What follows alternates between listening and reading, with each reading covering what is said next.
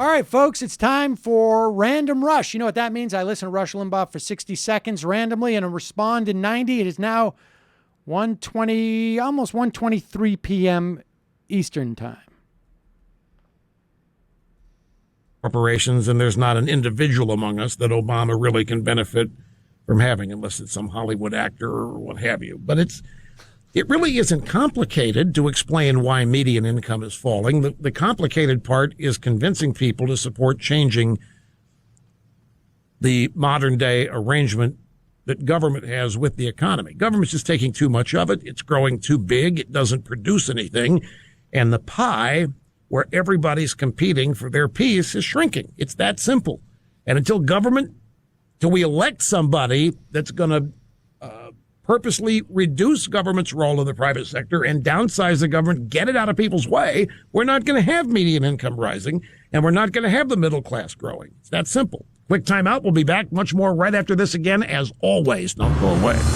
Remember the name Mike McFadden. Find out why in the October Limbaugh letter when Rush and Mike McFadden expose the real Al Franken. Subscribe today at RushLimbaugh.com. You're listening to the EIB Network. Local news. All right. So let's start with Rush Limbaugh's stupid description of there being a private economy and that somehow like the government is taking too much of it. Where does this money go?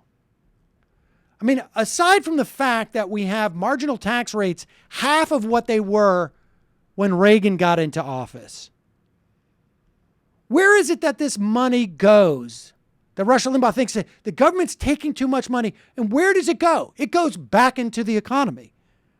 It never leaves the economy. The government is part of the economy. So while we have seen private sector job growth for I don't know what it is, 50, 60, 70 months in a row, government job growth has actually gone down since 2008. We have nearly 700,000 less government jobs than when we did then. And coming out of every other recession, we would generally see an increase of about 1 million. So the idea that the government is taking too much out of the economy is ridiculous. It doesn't take it out of the economy. It's part of the economy. Government taxes, and then it spends. That's part of the economy. And then just lastly, as we were saying, Limbaugh has very few sources of revenue anymore. So he's got to push that newsletter. And Al Franken, the real Al Franken. You worked with him for a bit. Do you know the real Al Franken, Sam? I do, and Limbaugh's right.